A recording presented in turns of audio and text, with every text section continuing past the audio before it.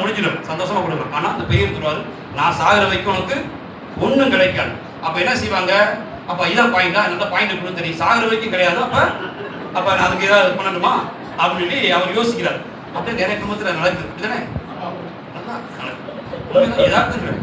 சாகிற வரைக்கும் உனக்கு கொடுக்க மாட்டேன் அப்படின்னு நான் முயற்சி பண்ணேன் அதுக்காக அப்படின்னு அந்த குடும்பத்தார பிளான் பண்ணாங்க. ஆமா, இன்னைக்கு என்ன கதைனாக்க, அப்பா வேணாம், அப்பா வர பென்ஷன் வேணும். அல்லேலூயா, ஒரு அல்லேலூயா சொல்லுவாப்பா, அல்லேலூயா. அப்பா வேணாம், அப்பா வர பென்ஷன் வேணும். டென்ஷன் படுத்தலாம் பரவாயில்ல, பென்ஷன் வேணும்.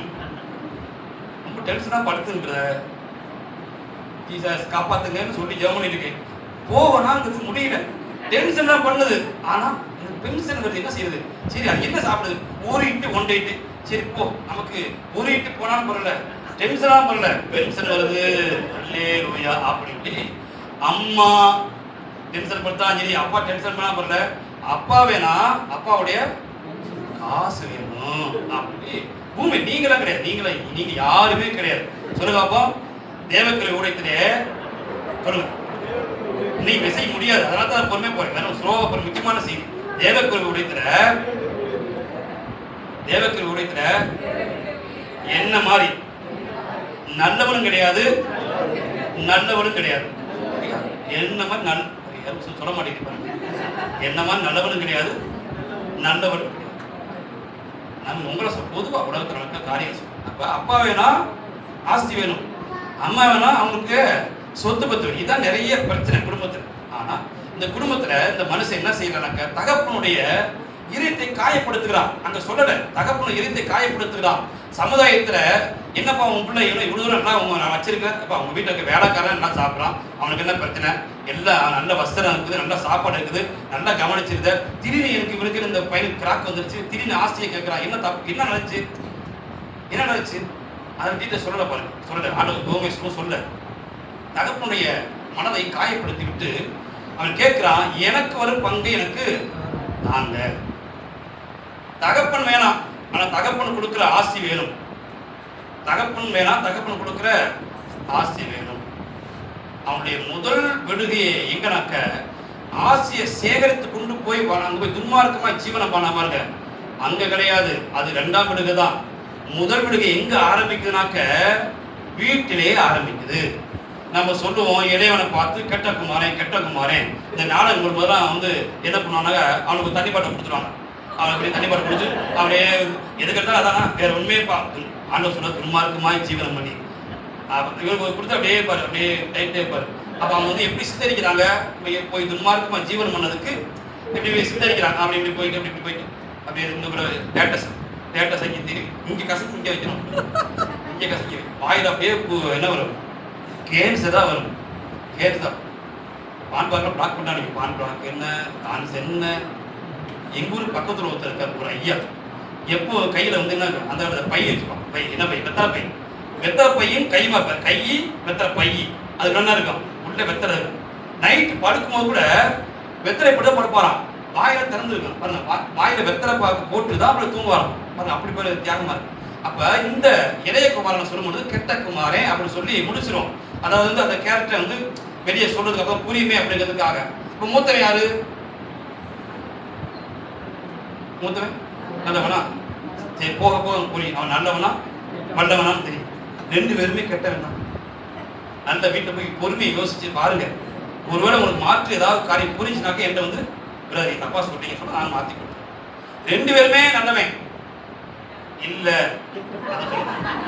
அவசரப்படக்கூடாது. நாங்க சொல்லிடுவோம், அப்படிதான் ஏதாவது சொல்லுவோம். ரெண்டு பேருமே நல்லவன் இல்ல. நீங்க யாராவது பாராட்டும் பொழுது இவங்கள மாதிரி நல்லவங்க ஊர்ல இல்ல. இந்த மூத்தவனும் கெட்டவன் தான், இளையவன் கெட்டவன் தான். இவன் வீட்டை விட்டு வெளியே போயிட்டான், நான் வீட்டுக்குள்ளே இருக்கிறான். நம்ம கெட்டவனாக சபையிலே இருக்க முடியும், மூத்தவனை போல, அல்லது கோவிச்சுட்டு இளையகுமாரனை போல சபையை விட்டு வெளியவே போக முடியும். தகப்பனுடைய பார்வையிலே மூத்தவன் இருக்கிறான், தகப்பனுடைய பார்வையிலே இளையவன் போயிட்டான். இதான் நடக்கிற சம்பவம். என்ன கேட்கிறானாக்க, எனக்கு வரும் பங்கு எனக்கு தர வேண்டும் என்று கேட்கிறான். அவன் என்ன சொல்றானாங்க, எப்படியும் உனக்கு கிடைக்கதான் போகுது.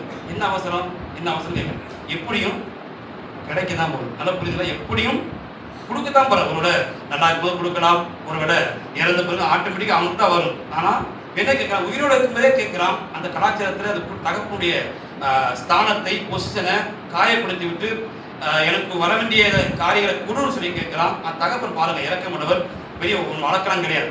அப்படியா, உனக்கும் கிடையாது, மன்னனுக்கு சேர்த்து பங்கை நான் பிரிச்சு கொடுக்குறேன், பிரிக்கிறார். அதனால புரிந்து கொள்ளுங்க, நம்ம வாழ்க்கையில நாம் செய்கிற தவறு என்னன்னாக்க, நாம் செய்கிற தவறு பரலோக தகப்பன் நமக்கு வேணாம். பரலோக தகப்பன் கொடுக்கிற அவர் கருத்தில் வருகிற நன்மைகள் வேணும் என்று ஆசைப்படுகிறோம். நன்மைகள் நிச்சயமாகவே கிடைக்கும்.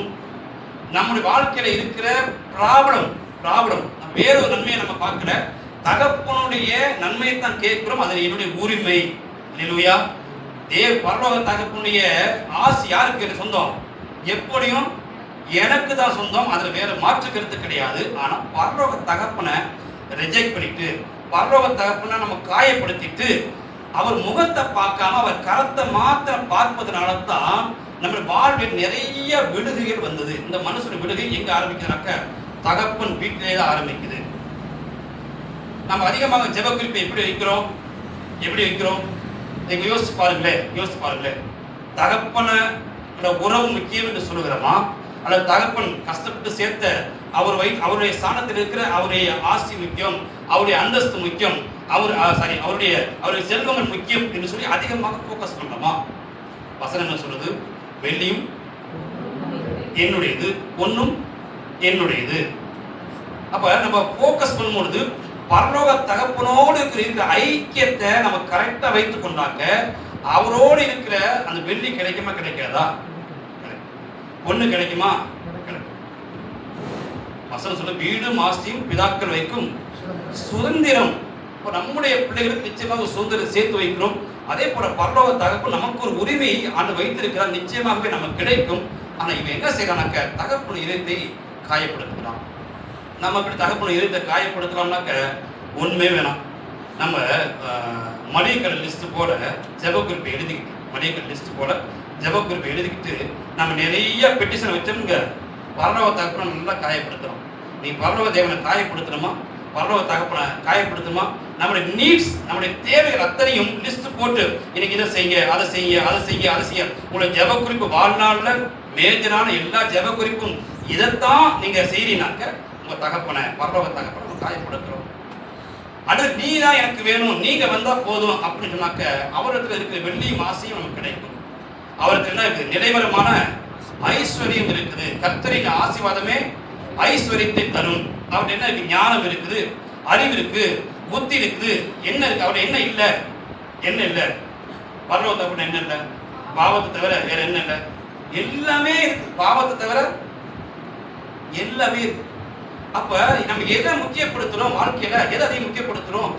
நமக்கு வெள்ளி தேவை, பொண்ணு தேவை, பணம் தேவை, எல்லாமே தேவைதான். கார் தேவை, வீடு தேவை, ஆசை தேவை, நமக்கு ஒரு வேலை தேவை. பூமியில தான் இருக்கிறோம். பூமியில இருந்தாலும் கூட என்ன நமக்கு தேவை? பணம் தேவை. பணம் கொடுத்தா ஜாமம் கொடுப்பாங்க. சும்மா நான் ஜெபிக்கிறவரு, நான் ஊழியக்காரரு பொருள் கொடுத்துருவாரா? ஆசைப்படியா முறை காசை கூட நான் உனக்கு ஜெபம் பண்றேன், ஆண்டவங்களை நீங்க 10 ரூபாய்க்கு சோப், பவர் சோப் கொடுத்தீங்கன்னாக்க ஆண்டவர் பல மடங்கு உங்களுக்கு திருப்பி தருவாரு. அதெல்லாம் இங்கதான் பேச முடியும். எப்படி? இங்கதான் பேச முடியும். 10 ரூபாய்க்கு நீங்க ஆண்டவர் காணிக்கை கொடுத்தீங்கன்னா, ஊழியக்காரருக்கு நேசம் நீங்க 10 ரூபாய் கொடுத்தீங்கன்னாக்கா ஆண்டவர் என்ன செய்வாரு? 100 ரூபாய் திருப்பி தருவாரு. இங்கே சொல்ல முடியும். மளிகை சொல்ல முடியாது. பாருங்க, நான் போய் 10 ரூபாய் கொடுத்து அவரே கொடுப்பாரு. நீ அதெல்லாம் உங்க தேவைக்கு வச்சுங்க, எனக்கு காசு கொடுங்க. அப்ப பூமியில வாழும்போது காசு தேவை. காசே தான் தேவை கிடையாது. என்ன சொல்லுவாங்க? காசே தான் கடவுள். அப்பா காசு கடவுள் கிடையாது. கடவுள் தான் நமக்கு காசு கொடுப்பார். அப்ப பணம் தேவை. நமக்கு உடுத்தணும், ஒரு டூலர் வேணும், கார் வேணும், ஒரு வீடு வேணும், பிள்ளைகளுக்கு வேண்டிய சில காரியங்களை சேர்த்து வைக்கணும். ஒரு பெண் பிள்ளை வச்சிருந்தாக்க என்ன ஆகும்? விளக்கும் பொழுதே நகை வாங்கி வச்சிருவாங்க. இது கட்டிக்க போறாங்க. 30 வருஷம் முன்னாடி, 25 வருஷம் முன்னாடி கட்டி கொடுக்க போறாங்க. அப்ப இப்பயே வாங்கி சேர்த்து வச்சு வாங்குறது தப்பு கிடையாது. உங்க பிள்ளை தான் வாங்குறீங்க, என் பிள்ளையா வாங்குறீங்க? இல்லையா? உங்க பிள்ளை நீங்க வாங்க, உங்க பிள்ளைகள் நீங்க வாங்க. வீடு மாசியும் பிதாக்கள் வைக்கும் சுதந்திரம். பெண் பிள்ளையை பிறந்த தாக்குலாம் யோசனை வருது பாருங்க. 1 2 3 போச்சுன்னா அப்படியே அப்பா அப்படியே டக் டக் டக் டக்னு ப்ரெஷர் ஆகும் பாருங்க. ஐயோ பிறந்துச்சு ஆசைன்னு கேட்டேன், ஆசையே போயிடும் போல இருக்கு அப்படின்னு ஆதங்கப்படுற அளவுக்கு ஐயோ பொண்ணு பிள்ளை பிறந்துச்சு கேட்டில்ல பொண்ணு பிள்ளை கொடுத்தாரு. அப்ப அதுக்கும் நான் காரியங்களையும் கொடுப்பாரு. அல்லேலூயா. நீங்க பொண்ணு பிள்ளையை கேட்பீங்களோ அமர் பிள்ளையை கேட்பீங்களோ, கர்ப்பத்தின் கனி கர்த்தரால் வரும் சுதந்திரம். அதை காப்பாததுக்கு அவருக்கு தெரியும். பிள்ளையை கொடுத்து பிள்ளையை பராமரிப்பதற்கு பணத்தை கொடுப்பாரு கொடுக்க மாட்டாரா? கொடுப்பாரா? அல்லேலூயா. அதனால எது கவலைப்பட தேவை கிடையாது. அல்லேலூயா. பிலிப்புடைய குடும்பத்தில் 4 பெண் பிள்ளைகள், வீட்டுக்காரங்க சத்தத்தில் வேறு 5 பேர் மத்தியில ஒருத்தர் பாவம் பிலிப்பு எவ்வளவு வல்லமை ஒளி முடியுங்க பத்தினா. அல்லேலூயா. இதான் தேவனுடைய அபிஷேகம். அல்லேலூயா. போயிட்டாரு, நம்ம பாய்க்கு சொல்லும்போது போயிட்டாரு. ஆண்டவரே எனக்கு மனரம்யமான மனைவி வேணும் அப்படி கேட்கிறான். அதுதான் வரும் வரும் வரும் இன்னும் ஒரு இன்னைக்கு வருமா நான் அடுத்த வாரம் வருமானு தெரியல.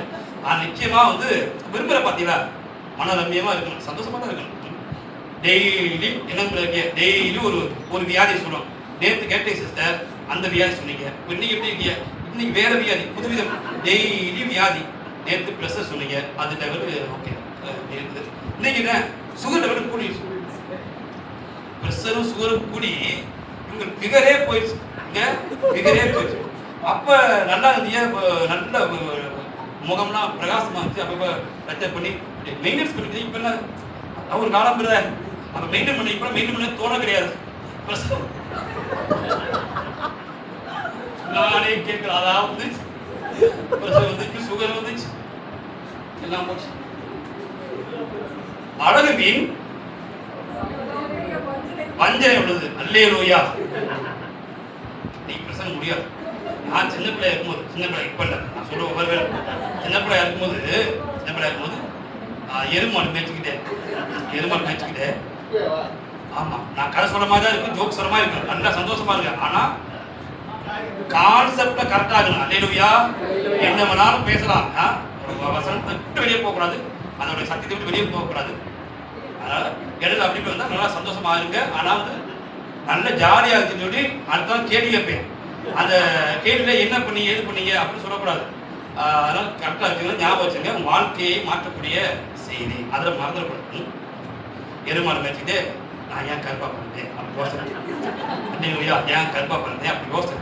அப்போ பதில் கொடுக்கல பாரு, ஆண்டது பாரு இப்படிதான் பதிலே கொடுக்க மாட்டா சமயத்தில். நீ மாடு மேய்ச்சிட்டே ஆட ஒரு பதிலை போய் தர மாட்டேன் போ அப்படின்னு சொல்லி அப்படி அமைதியாகவே இருந்தார். ஆனால் பதில் கொடுப்பாரு தானே, என்னைக்காவது பதில் கொடுப்பாரு தானே, கண்டிப்பாக கொடுக்கும். அப்போ அந்த காலத்தில் நிறைய நம்ம எண்ணங்கள் நிறைய இருக்கு. இல்லையா?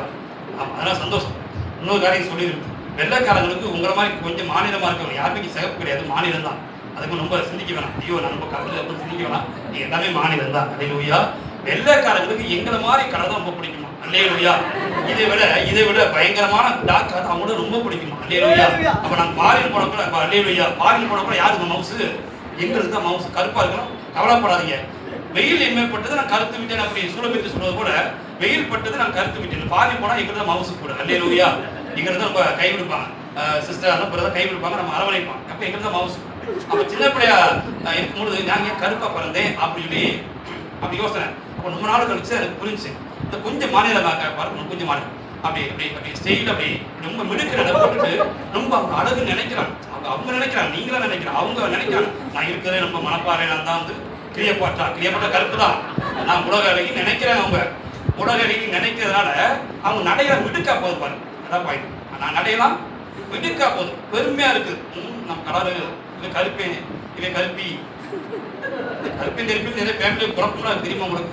இவங்க கலரா பிறந்துட்டாங்களாம், இன்னொருத்தவங்க கருப்பியா பிறந்துட்டாங்க, நிறைய பிரச்சனை இருக்கு. அதான் போதும், டைம் ஆகுது.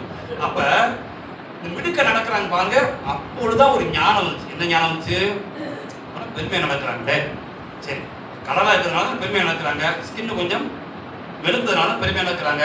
அப்ப ஆண்டு கொடுத்த கலருக்கு ஸ்தோத்திரம் ரொம்ப வருஷம் கழிச்சு எனக்கு ஞானம் எதுவுமே வந்துச்சு. அல்லேலூயா. அப்ப கலர் முக்கியம் கிடையாது, அடல் முக்கியம் கிடையாது, எதுவுமே முக்கியம் கிடையாது. அப்ப ஆண்டு சில நாட்கள் கழிச்சு அந்த காரியங்களை ஆண்டவருக்கு சொல்லி தந்தாரு. அப்ப பெருமையை நடக்கிறவங்க இப்படி நடக்கிறாங்களே, நமக்கு ஒரு நம்மளோட ஸ்கின் கலரா இருந்து நம்ம என்ன செய்வோம், நம்மளும் ஆமா உண்மையை சொல்ல பண்ணுமா, எனக்கு தெரியவே பேச வராது. இப்போ அப்படித்தான். அல்லேலூயா.